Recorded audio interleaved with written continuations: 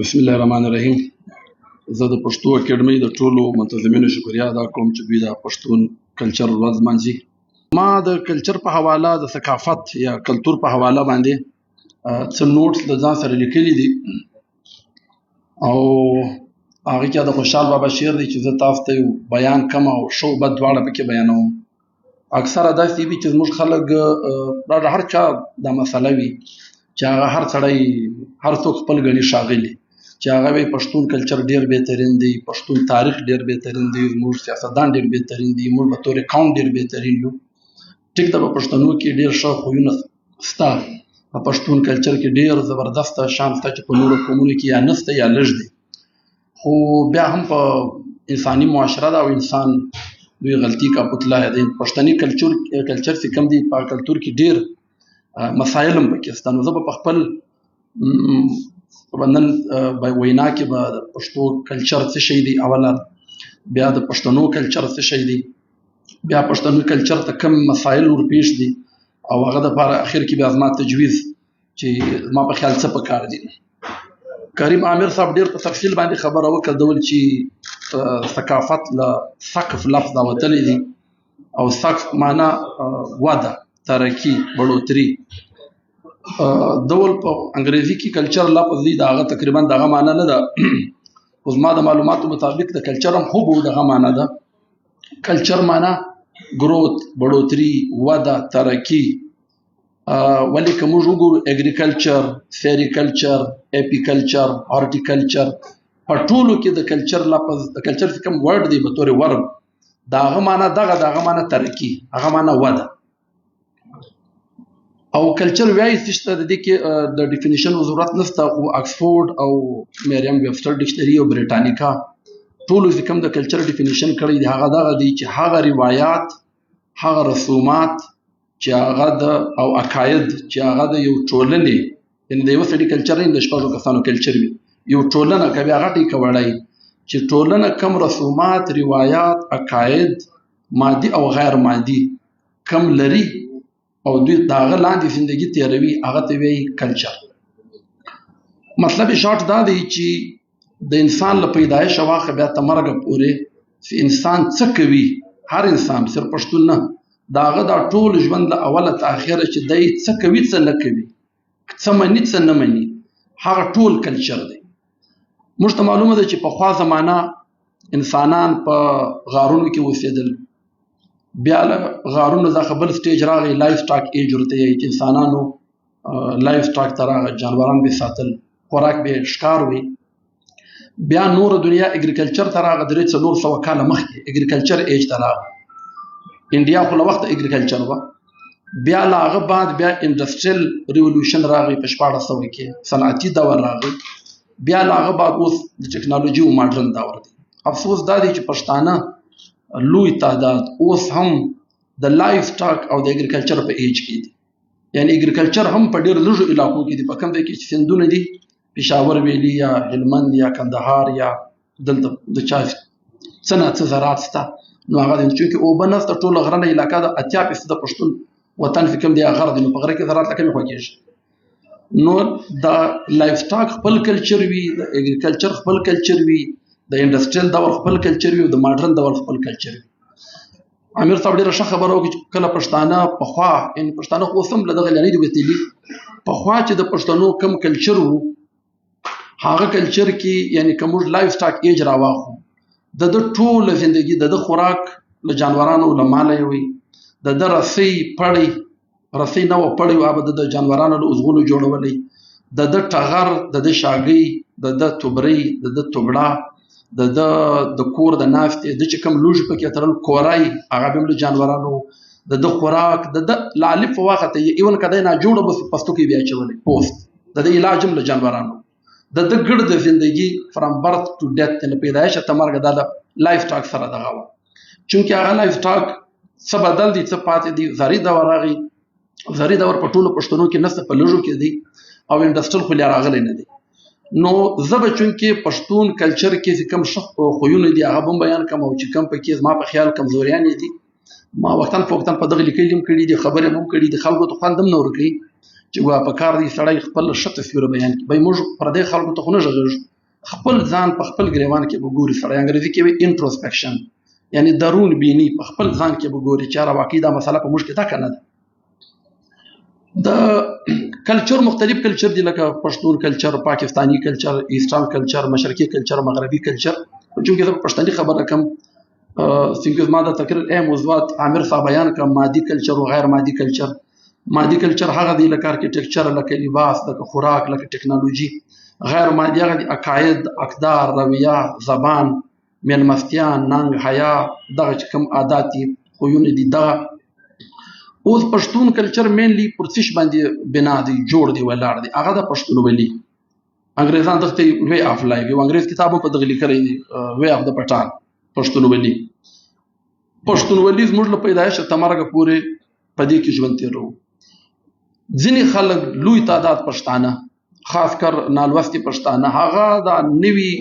رسومات یا نوي ټکنالوژي هغه ته په بد نظر ګوري. هغه که د لباس ده، که په لغړ سر دی، که ژیره نه لرل دي، که پتلون اچول دي، که نوی خوراک کول. زه بیا په ډیټیل خبره کوم. یعنی زموږ ډېر خلک ګلوکاران، شاعران، ادیبان هم دا خبره کوي، ما د کوچي له عمره زار کې د سبایي اورې بلیږي دوی ترې ځینه. اوس دا خو حیواني ژوند دی، دا له کومې خواشه ژوند دی؟ ته ما د کوچي له ژونده جار. کوچي غریب مجبوره دی، هغه په اوښانو کډه کله دلته کله هلته، د هغه قبر د پلارو د نیکه نه دی معلوم. څوک په پنجاب کې ښخ دي، څوک په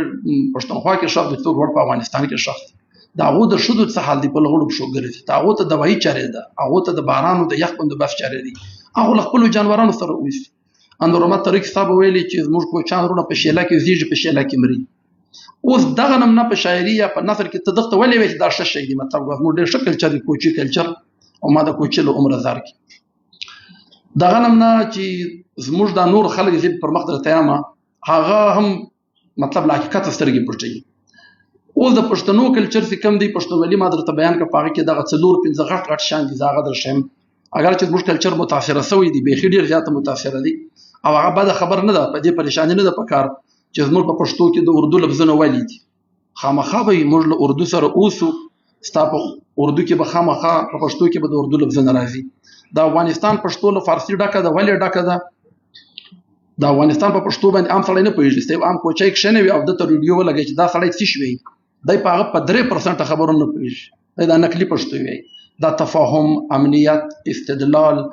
او مغلق، دا لفظونه چې په ډکشنري کې پسې ګرځي نشي موندلی. نو هغه چونکې مجبور دی چې دی له فارسي د راغلی دی هغه. نور پاکستاني پښتانه بیا څه کوم موږ ګڼ ډول انګریزي، اردو دغه پکې استعمالوو. په کار نه دی چې زموږ زبان متاثره شي، خو له دغه بله چاره نشته. دغسې زموږ کلچر دی، لباس دی، چې کوم سړی یورپ ته تللی هغه به څه کوي؟ او ښکاره خبره ده، په یورپ کې به دی د هغو لباس کوي. اوس ټیک د سیکان په یورپ کې هم پټکای تړي، خلک یې تعریف هم کوي چې یاره ګوره سیکان څونه کمال کوي. په یورپ کې دوی خپل دغه نه لکه هغه د دوی مذهبي حکم دی، نه ژیره خرئ نه پټکای لرې کوي. خو دوی چې اوسې په عادت به دغه اوسې، زمان و مکان چې په کوم ځای کې ته اوسې ته به هغه لباس کوي. زما په خیال کلچر چې کوم دی، چې په عربي کې هم د معنا دا د وده، او په انګلیش کې معنا دا د وده. د کوم زمان و مکان، زمان معنی زمانه، مکان معنی ځای. یعنی که سړی په سلیمان تخت کې اوسي، نو ښکاره خبره ده په سلیمان تخت کې به دی د هغه زمان و مکان مطابق دی کلچر کوي. د ده به کژدۍ وي، د ده به منډه وي، د ده به ساله وي، د ده به تال وي، د ده به سونګی وي، د ده به کورت وي، د ده به ګوډاره وي، د اوبو سړوان دپاره. اوس په پټه کې په لندن کې به زه ولې د فریج پر ځای ګوډاره ټالوم چې زموږ د پلار د نیکه دغه دی. ټیک د هغه د هغې زماني ضرورت، زمان او مکان، هغه زمانه کې دا ضرورت په ګوډي کې خلکو اوبه راوړي. اوس په پټه کې به خلک ګوډي څه کوي؟ نلکۍ دي، هغه زمانه نوي دغه نوو سهولیات نن شته. نو کلچر د زمان و مکان ځای جوړېږي. اوس په زمان و مکان کې زموږ کم بدلون راغلی دی، ښه بدلون دی او کم غلط، یا دواړه زه بیانوم.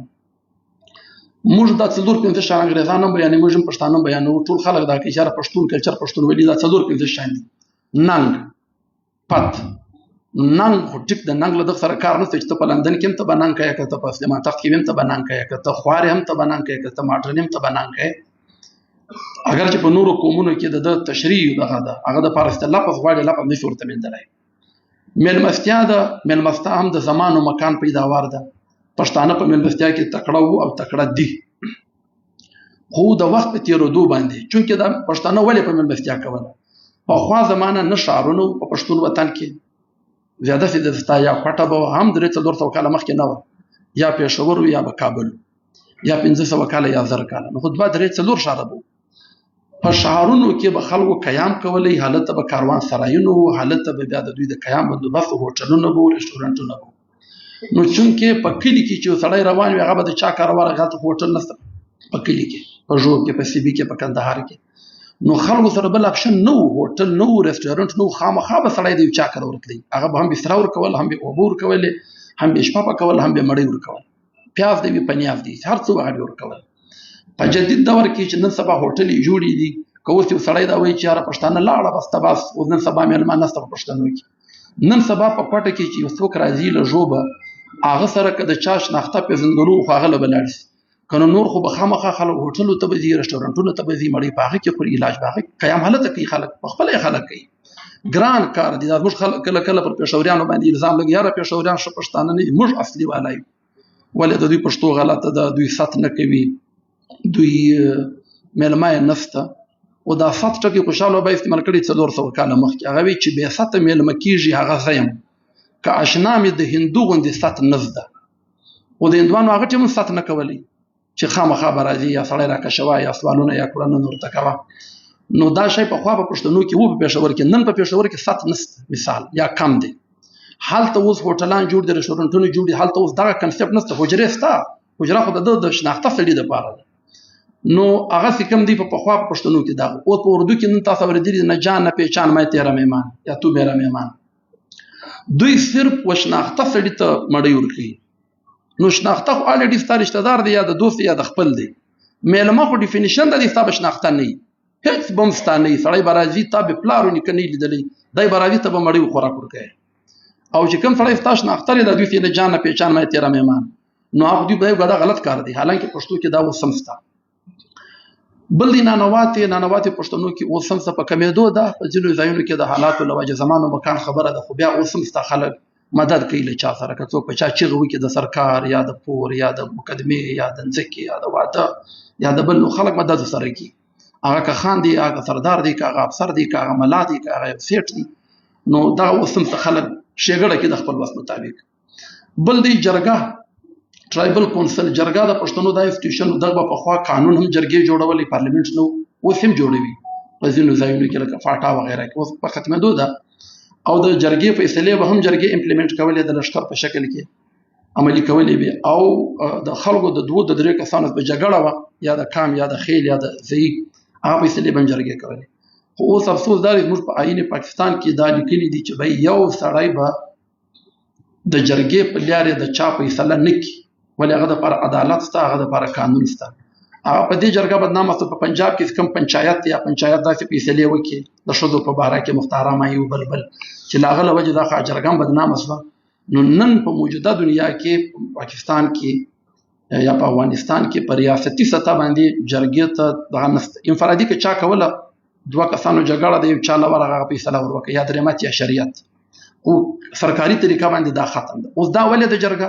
پخوا پولیس نه وو پخوا عدالت نه وو سیشن جج چارې وو په 1800 کې په 1700 کې د 2 کسانو جګړه و دوی به څه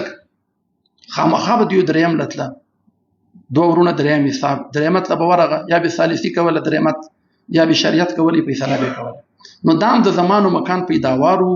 که نن جرګه کمه ده یا خلک نه کوي نو دا سبا د خبره نه ده چې مثال سړی وي یاره زموږ جرګه لاړه چونکې د هغه پر ځای نوي عدالتونه او نظام راغلی بل دا چیغه په پخوا دا و چې چا به یو بد وکړي څوک به ووهلی یا به مړ کړي یا به ناتار وکړي ولې پخوا به ناتارونه وو خلک به راغه مسلح خلکو واو میږې وزې به بوتې غدۍ به وې مسلح توره به وه توره به دا و 25 کسانو مسلح او به پر یو ځای باندې وختل هغه خلک به مړه خپل خلک دا هم چې مثال انډیا ته تللی په خپل وطن کې وزیران به په ژوب راتله سلیمان خېل به راتله کاکړ به ورتله ترین به ورتله په خپل منځ کې به جګړې وې او امور په ادب کې توره موږ ډېره ښه یاده کړې ده خوشحال بابا وایي چې خوړل بخښل خوړل که خان هغه چې توره لري د تورې خان هغه نو توره به پخوا وه نو دا توره دا غدۍ دا ناتارونه به وو د هغه دپاره خو پولیس نه و نه ایس ایچ او نه درخواست و نه جج و نه مجسټریټ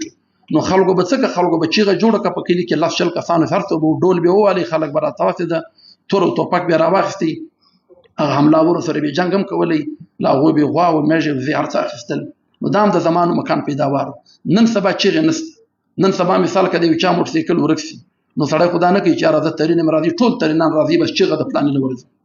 یا د چا یو سړی مړ شو د هغې انفرادي کیسه ده بس هغه دې تاڼې له ځي اف آی آر کوي عدالت له ځي ډېر کم کیسونه داسې دي چې خلکو ته به انصاف نه میلاویږي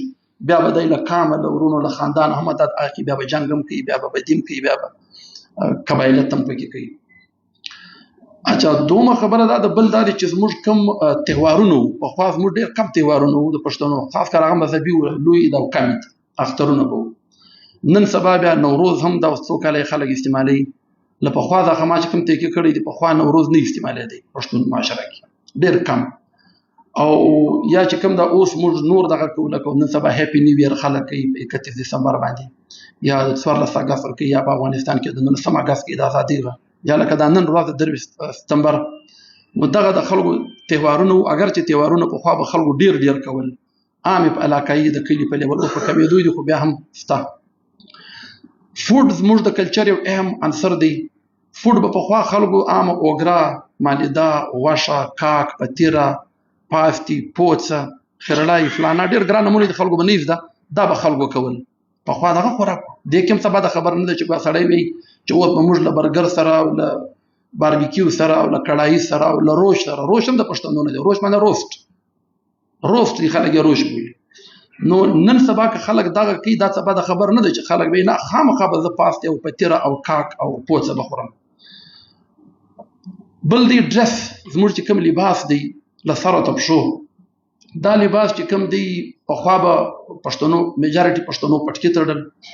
بیا دا اوس تقریبا زما د معلوماتو مطابق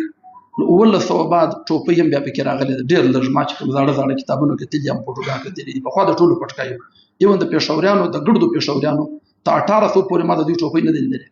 د ګردو پټکي وو زموږ دا کلچر وو او دی او دا نه چې سړی پرېږدي په کار دی چې خلک یې وکړي پټکای په سر کول بده خبر نه ده خو نه په سر کول هم بده خبر نه ده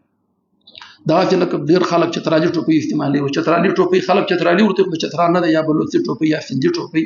دا نور د کلچر حساب پاتې شوی ده چونکې ما د ټول کلچر معنا گروت دا نه دي چې دا وڅ پرې وځي ویلاړ ده پرې وځي ویلاړ به کلچر نسوي خامخا به دی بدلیږي دغه شلوار کمیز په خلکو کولی اوس که خلک پینټه چې وي هر څه چې د ضرورت مطابق پخوا به په نر ښځو دواړه سر پټولی ښځې اوس هم سر پټوي د نرانو دپاره په لغړ سر ګرځېدل دا سم جرم وي زما یاد زما په ټیم کې چې موږ به کله بازار ته راتلو او ټوپۍ به م نه وه عامه ټوپۍ یا دا سندي ټوپۍ یا چترالي ټوپۍ نو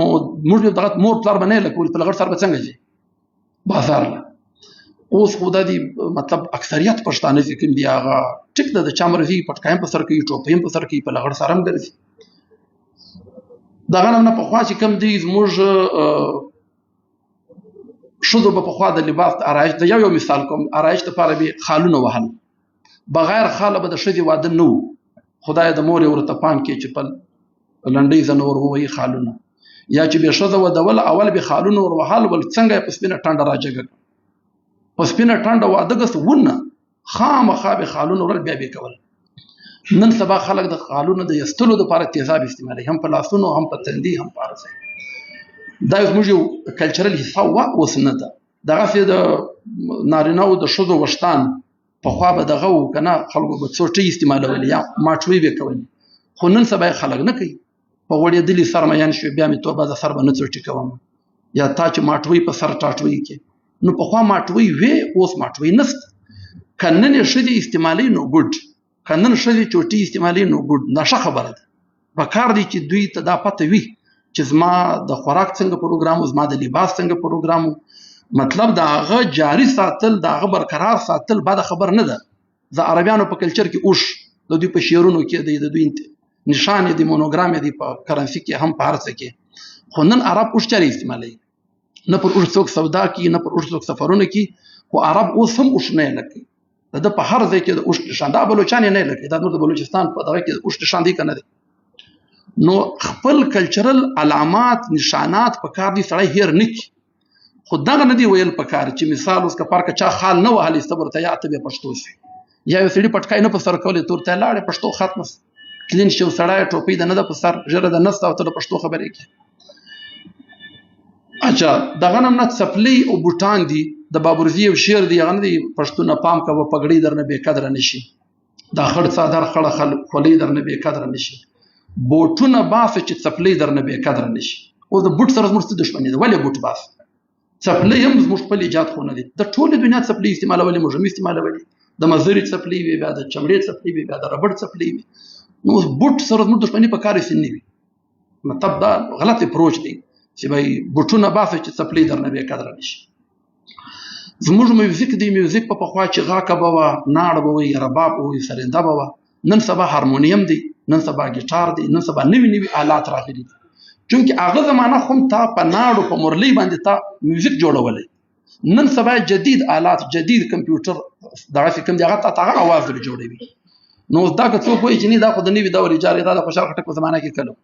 نه و هغه ټیم کلچر معنا وده ترقي هغه ټیم نه و اوس ته اوس ما تجویزونه چې کوم دغه دي د هغه دپاره دا دي د پښتون کلچر دپاره تاسو به دا وایي دغه د ټولې خبرې راته وکړي.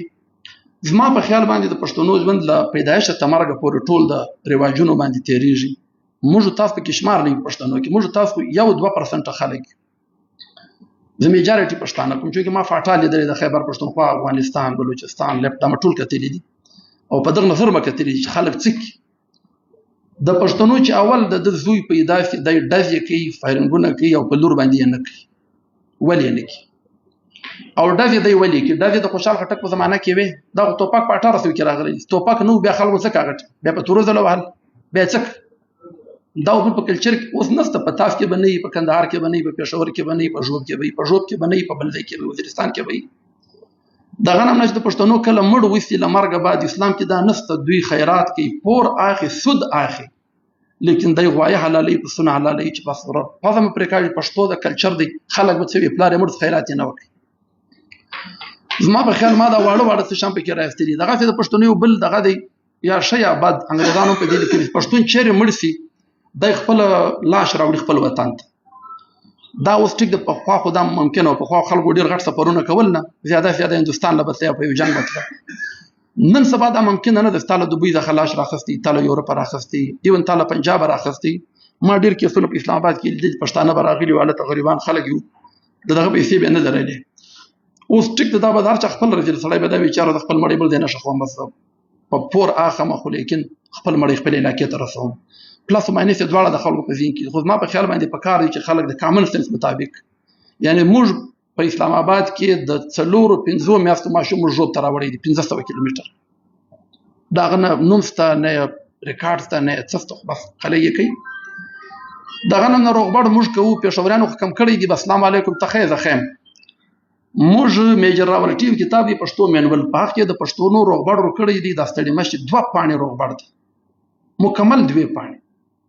ته شي ته جوړې بابا شه د خپل کاملوي واړه وزاړه ته خپل شي ته خپل فرت شي بابا څنګه دی پلانې څنګه دی یعنی نیم غنټه دی تاسو لګي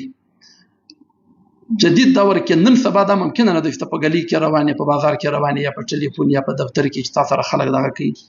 دا هغه عادت او روایت چې کوم ډیولپ کړي دي چې دغه مطابق په کار دي خلک دغه نظر ثاني پر وکړي بل دی ټرایبلیزم هر پښتون اوسم ټرایبل دی دای ستار څونی ماډرن سي چې تکله دای وچېړي د اندر سافټویر بیا ټرایبل دی مثال هر څونی ځان ماډرن کوم وکتا ماته د مندوخیل خلاف خبره وکړه زمم یا داسې نه ده ګوره داسې ده یو خامخا یو پرتګو ته جوړم کله خبرم دا غلط کار دی نو هغه د ټرایبلیزم لوجه ځکه موږ اور ان نېشنلیزم چې کوم دی هغه خراب شوی دی د پیچان د پاره ټیک دی تا چې ځای ابل ترین دی هاي افریدای دی هاي مندوخیل دی خو موږ افسوس دا دی چې نن سبا بنگش اتحاد افریدي اتحاد مندوخیل اتحاد چغځای اتحاد ترین اتحاد غلجي اتحاد دوراني اتحاد خلک ګډ په ټرایبلیزم کې راغلي دی شوبته نه ګور دی اول واره دی خپل پښتنه کې څوک یې الک لما دا خلکو پښتنه کړي ته څوک زمون د خیر یې خپل کاکړي زم کاکړ لکه مې خوایم یا خپل کاکړي خپل عزیز نو ټرایبلیزم هم زموږ دغه انګريزي او الپنسټن دی انګريز دی په 1809 کې راغلي دی هغه وایي چې پښتانه چې کوم دي دوی خپل وطن سره مینه کوي but their clannish attachment diminishes their overall nationalism د پښتنو دا قبیله پرستی د دوی اجتماعي قوم پرستی ختموي. یعنی اوس که ته قومي هر شی شروع کړي، یو تحریک شروع کړي، هغه به دا د چا دی؟ دا د افریدیانو دی. دا د چا دی؟ دا د پلانې دی. دغه یو ډېر لوی بیماري ده په موږ کې. دغسې په شو په بد کې بیا دغه کوي که دوه کسانو جګړه ده او یو ګرم دی بل ناګرم دی، نو دا د ګرم والا د قبیلې سړی به خامخا یې مړه بیرته خپل سړی دی. اچھا بل دا دی د ښځو کردار په پښتونولي کې د ښځې رول څه دی؟ دا خو انډرسټوډ دی چې پښتانه که 100 پښتانه دي نو په دې کې 50 ښځې دي 50 سړي دي، هغه هم پښتنې دي. له پښتنو ښځو سره چې کوم ظلم کړی دا خو انګریزانو نه دی کړی، نه دا مغولو کړی دي، نه دا سیکانو کړی دي. دا پښتانه نران خو چلو بابر راغی پښتانه یې مړه کړه. بابر ښځې کله مړه کوي؟ انګریزان راغی، سیکان راغی، سیکانو ښځې کله مړه کوي؟ پښتنو ښځو سره دا کومه رویه ده دا چا کړې ده؟ اوس هغه درته بیان موږ کړې ده. موږ پخوا به دا مثال و، بلکې په ډېرو ځایو کې اوس هم شته چې ښځه یا د کور ده یا د ګور ده، بدلې پر جوړې دي چې بغیر د کوره یا بل یو څه هم لیدلي نه دي. زموږ د کلي نجونو داسې پیغلتوب کړی دی، کور یا ګور. حالانکه ښځه انسان ده، د کور او ګور ولې ده؟ په کار دا دی کور او ګور نه، کور او کار د جدید دور مطابق. پرده ده، پرده په پښتنو کې تاریخي طور پر ما ثابته کړې ده. پخوا پرده ونه، ځکه دا کوچیان اوس هم پرده نه کوي. دا موجوده پرده، دا د انډین چادري، دا سوراخونه چې پکې وي، دا د پښتنو رواج دی نه ده. دا پخوا ونه ګډ سره پخوا پښتنو پرده کنه. داسې پرده به خود که چې مثال ځوانه لکو ځوانه نجلۍ به نه میلاوېدل یا به پړونه نیولی، دغه چادري نشته، دا شټل کاک یا دا نورې والا یا دا کوم عربیانو والا ابایا او دا پښتنو کې نه و. او بله خبره دا ده چې افسوس خبره دا ده چې په ډېرو ځایو کې پرده بالکل ختمه شوې ده. یو پرسنټ هم پرده خلک نه کوي، دا هم غلط کار دی. او ځینې ځایو کې بیا پرده بیرته الټا ډېره شوې ده، لکه په خیبر پښتونخوا کې، په سوات کې، په فاټا کې او په دغو کې، یا د تبلیغ له وجې یا د مدرسو له وجې، مدرسه للبنات، حضرګونو مدرسې للبنات. هغه بیا بل بحث دی چې پرده په اسلام کې کومه پرده ده؟ ستا که نسته. بل دا دی چې کله د پښتنو جګړه اوس په کمېدو دي دا کار، اوس هم دا سته چې دی سوره کې پېښوریان سوره ورته وایي. سوره مانه په بدل کې ښځه ورکوي. زه نارینه یم، زه راغلم ډز له سړي سره جګړه زما راغی، یا په موټر یا په دوکان یا په هر څه، ما سړی مړ کړي، بس خیر دی، نو پرابلم، ما خور ستا خور پکې ورک، دوی دې په بدل کې یې ورک. دا په کمېدو دی خو بیا هم سته، اوس هم پکې سته. وراثت کې پښتانه ښځې ته حصه نه ورکوي. اسلام بار بار خبره ورته کړې ده. ځینې شیان موږ په اسلام اړوو چې دا اسلام له وجې موږ خراب شوي. په ځینو شیانو کې بیا اسلام موږ ته حکم کړی دی چې دا وکړه وراثت. نو دا په پښتون کلچر کې دا له کومې خوا راغی چې پښتون به خور لور ته حصه نه ورکوي؟ ولې به نه ورکوي؟ مطلب 1 2 3 4 5% پرېږده، نور یې نه ورکوي. میریج دی د 90% یعنې 90% د پښتنو ودونه چې کوم دي د ښځو هغه ارینج دي، یعنی پلار یې ورکړي، بس بابا لاړی ستنفیره یې راوړه، مالګه یې راوړه، بس پلاني ته مه ورکړي. پلانی څوک دی؟ پلار یې ډېر ښه سړی دی، پلار یې ښه سړی دی، خو ته له پلار سره دوستي وکړه. زه له کومې خوا پکې راغلم. او بیا چې کله چاته ورم کړي، فار ایگزامپل که د یو چا لور په مینه واده وکړي، هغه پلار یې داسې وي چې ګولۍ ته تیار وي، مرګ ته تیار وي. که دغه کار زوی وکړي، زوی د ده یا ښځه وتښتوله یا په مرضي باندې واده وکړي، دا پلار الټغه دی، لکونو روپۍ ورکوي، نهور یې ورکوي، پسونه ورکوي، سوالونه کوي خلکو ته، بس دا هلک داسې کار کړی دی، نو پرابلم. دغسې ولور دی، ولور په پېښور کې اوس ختم دی تقریبا خو بلکې خلک یې پېژني نه. پخوا ستا د خوشحال بابا په شعرونو کې ستا ولور. زموږ په ځینو علاقو کې خاص کر فاټا، افغانستان او بلوچستان کې ولور اوس هم سته، بس بیا په چا کې 10 لکه، په چا کې 15 لکه، په چا کې 6 لکه. دغه هم په موږ کې اوس هم دغه سته. د بدل ودونه دي، لا شغار فی الاسلام، اسلام کې د بدل واده نشته. موږ اوس هم په زرګونو ښځې په بدلونو کې ورکوو. بل د ښځو سیاسي اکسکلوژن دی، یعنی اخراج. په سیاست کې ښځې زموږ نشته. که کومې ښځې راځي هم هغه مجبوران راځي، ولې ده سره بل اپشن نشته، د ده ریزرف سیټ دی، خامخا به راځي. ځکه خو جمعیت العلماء اسلام آسیا ناصر راوستله چې چلو زما د پارټي سیټ د نه ځایه کړي، کرسچنه د لاسې خو خیر. نو زموږ په سیاست کې ښځې خو دا موږ ایستلې، بل چا خو نه دي ایستلې. موږ تاسو معنا دا نه چې خالي دا 200 کسان، دا معنا دا 2 کروڑه پښتانه یا 15 کروڑه پښتانه. نو خبره زه مختصر کوم چې د په پښتنو ښځو سره چې کومه رویه ده دا زموږ ده او زموږ د کلچر برخه غیر ضروري جوړه کړې ده. که هغه پرده ده په کلچر کې نسته موږ کړې ده. اسلام یې ثور کړې ده موږ یې نه ورکو. اسلام د واده حق ورکړی دی موږ یې نه ورکو. اسلام د تعلیم حق ورکړی دی موږ یې نه ورکو. نه ورکو معنی یا 100% یا 10% یا 40%. خو نن سبا د ښځې کردار چې کوم دی صرف د کور ګور نه ده، هغه تعلیم هم کوي، ډاکټري هم دي، انجینري هم دي، پارلیمنت ته هم ځي، دفتر ته هم ځي، روزګار هم کولی شي او دا ښه خبره ده په لر و بر کې. نو موږ ته پکار دا دی چې موږ خپل کلچر له نورو پردي الغارو څخه بچت کو، ثقافتي الغار چې ورته وایي. دا نه چې هر شی ماډرن دی هغه به موږ اخلو، هر شی چې انګریز کولی موږ به کوو. ولې به کوو؟ د شیوه شو بته به ګوري چې کوم کار زموږ د کلچرل سره جوړ خوړلی، زموږ د قانون سره مطابق وي، زموږ له مذهب سره مطابق وي، له کامن سنس سره مطابق وي، له ساينس سره مطابق وي، له عالمي دنیا سره مطابق وي، هغه به هغه کارونه به سړی کی له ژونده واخه له پیدایښت تر مرګه پورې. او کم شی که پخوا موږ ډېر کړی دی، دا نه دی دلیل چې یاره ګډ پښتانه یو غلط کار کوي نو زه څنګه وکړم. ګډ پښتانه کې غلط کوي، بیا به موږ خامخا 2 کروړه خلک یې کوي، 8 کروړه پښتانه دا کار کوي. نو زموږ دپاره معیار به دا وي حق به وي، زموږ دپاره معیار به دا وي چې انسانیت، قانون، عالمي دنیا د خپل ضمیر مطابق چې یو کار غلط دی نو هغه غلط دی. کې بیا 6 کروړه پښتانه کې 1 کروړ پښتانه کې